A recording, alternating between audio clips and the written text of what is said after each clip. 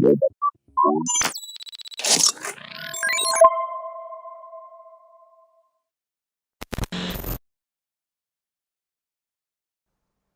morning. It is Tuesday morning, and it is time for another mindset, mind to heart spiritual transformation. So here's a question. Are you joyful despite everything else? Are you joyful, full of joy on the inside out, regardless of what's going on the outside? You can actually be full of joy no matter what's going on outside you. And in truth, that is a choice that we can make in every moment of our life. And when we make that choice, the more often that we make that choice to experience our body and lives being full of joy, the more often we are going to make that choice. The problem is most people don't know how. And hey, I've been there too, and certainly get caught up in human emotion. So what's the first principle of how to feel full joy in your body, regardless of what's going outside in your body, heart, and mind? One is understanding that happiness is a condition. Happiness is a human emotion that can be based on what's going on outside us. Now, we can choose to be happy regardless of what's going on, yet joy is a much higher consciousness. Happiness is a condition. Joy is a state of being.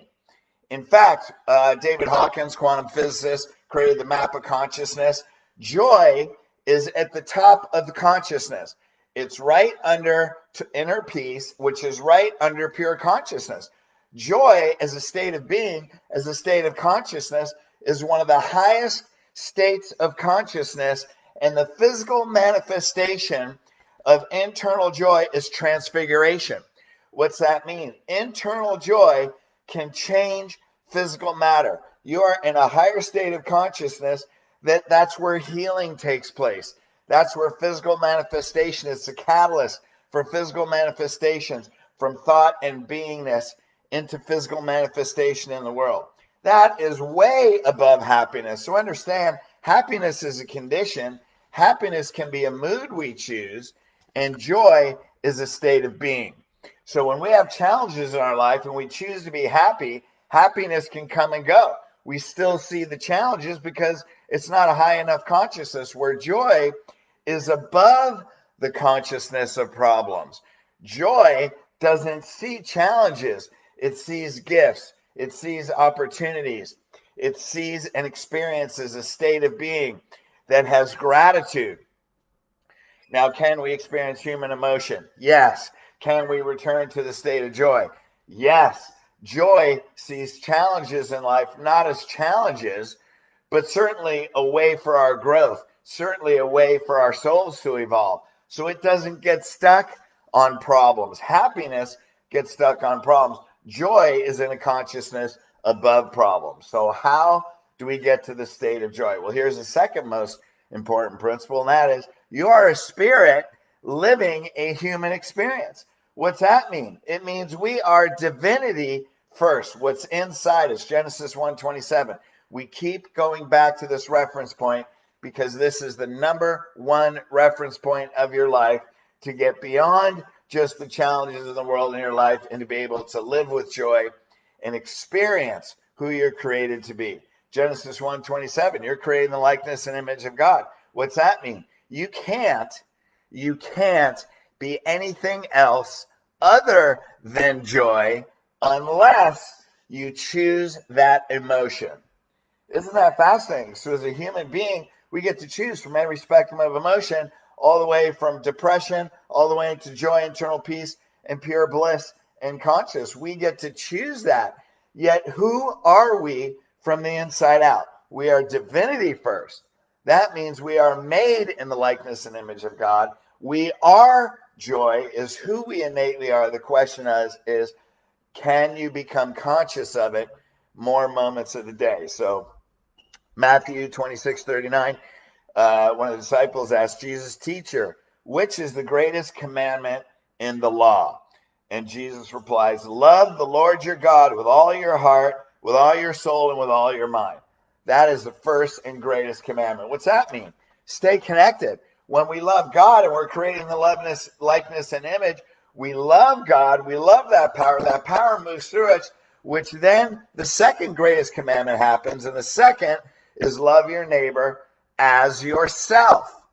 So when we love God, we appreciate and we understand we're creating the likeness and image of God. We love God, we also love ourselves.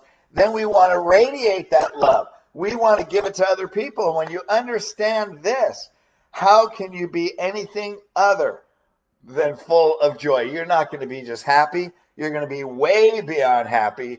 You're going to be full of joy. And this explains everything, because those two commandments, what's really our only purpose in life, gang, is to give love to others. Now, when we're full of joy, joy is higher than unconditional love on the map of consciousness. So when you are full of joy and you're experiencing that, love is automatic, because joy is above unconditional love. And then what do? Love God, love your neighbor as yourself. You're full of joy. Your whole life changes. Miracles come into your life because you have unity with God, unity with all people. There's total unity. Unity is the highest consciousness. So here's really the question. Can you feel and experience internal joy just because you exist? Just because you are here. That gives us the ability to be full of joy, to be joyful, F-U-L-L. Isn't that amazing? So breathe that in.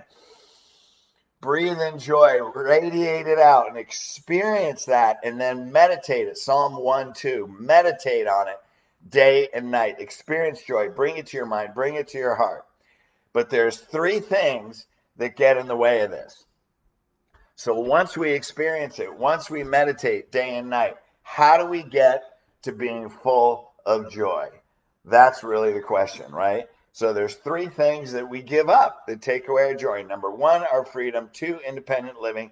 Three, success. And I got this from Michael Bernard Beckwith at Agape Spiritual Center. So I'm adding my own flavor to this. One, we give up our freedom. What's that mean? If we are created in the likeness and image of God, that means we are truly limitless. And then you could say, Fred, I know we're limitless. I know we're spirit, but we have limitations and we're human. No, that's the freedom that we give up. See, here's the problem. We fit into our humanity and we develop the beliefs of other people that tell us what we can and can't do. They tell us who we are. We want to connect with them, and then we limit ourselves. So here's the thing. Albert Einstein, imagination is more powerful than more powerful than knowledge. Imagination is more powerful than knowledge. So imagine, what if you used your imagination? And you said, we've always heard the mantra, if you had nothing that could stop you, who would you be? What would you do? If you knew there were no barriers, who would you be and what would you do? Now imagine, wow, who would you be? Man, I'd be speaking all over the world. Wow, my book will go all over the world. Man, I'd be helping chiropractors. I'd be giving a message. Imagine, who would you be if there was no limitations? You are actually limitless. How would you feel about yourself? How would you express yourself? What are the things you'd be doing? Would you be loving, more loving? Would you be more joyful? Would you love God and love neighbor as yourself? Now imagine that. And then guess what? Forget about how it's going to happen. Forget about how. Just use your imagination. Proverbs 3, 5, and 6. Trust in the Lord with all your heart. Right? Feel that in your heart, in your imagination. Lean not on your own understanding. Don't worry about how it's going to happen. Let's just use our limitless imagination. In all your ways acknowledge him, and he shall direct your paths. So how to get there? Let God handle that, but use your imagination, and he will direct your steps. He will direct your path. He'll show you what to do. And then all of a sudden, miracles happen in your life. So one, let's take back our freedom.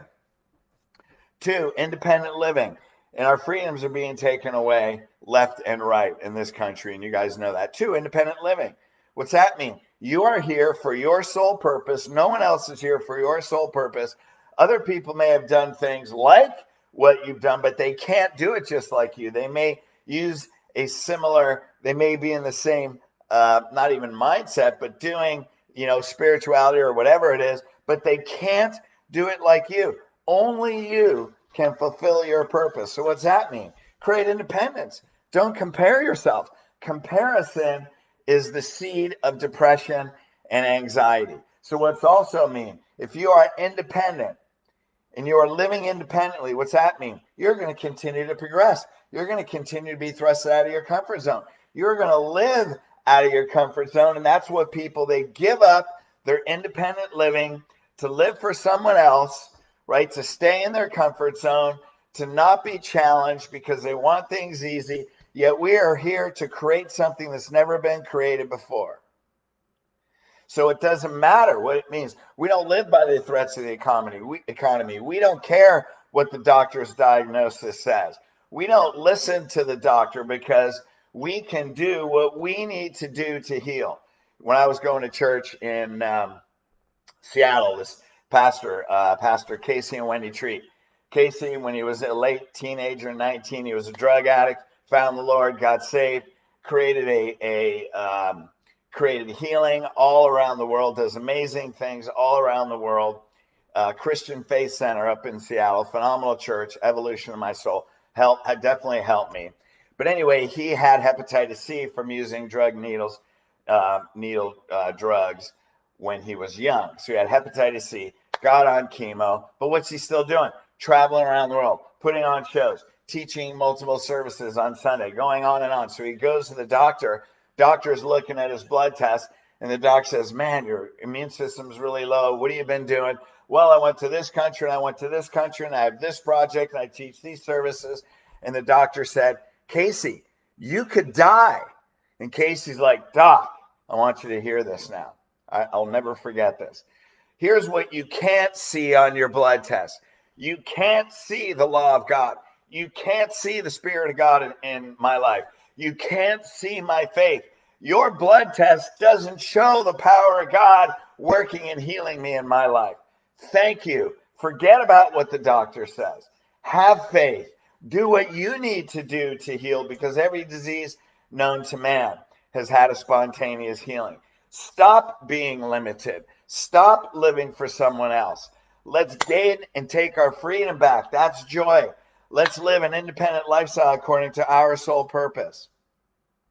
And let's fulfill that soul purpose, and you will be joyful. Now, what's the last one?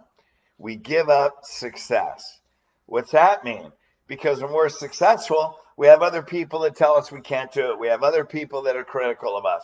We have other people that say things, right? This is not, if you're going to be successful and you're going to live independently and you're going to live with freedom, you are not going to fit in. You are not going to fit in someone else's box. You are not going to do what someone else says if it doesn't agree with you or align with your purpose.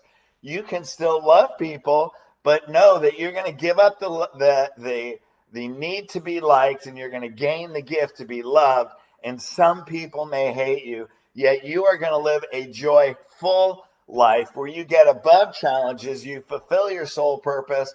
And a fulfilling life is not an easy life, but it is a joyful life, no matter what the challenges are, because you change the lives of people on a higher level. So who are you really? We are divinity, living humanity. We are full of joy. That is our nature. Express your divine being. Let's take back our freedom. Let's live independently, and let's be successful in fulfilling our soul purpose while we love other people unconditionally, regardless of their opinion. So let's all be joyful, full of joy today, just because we exist. Thank you. Love you guys.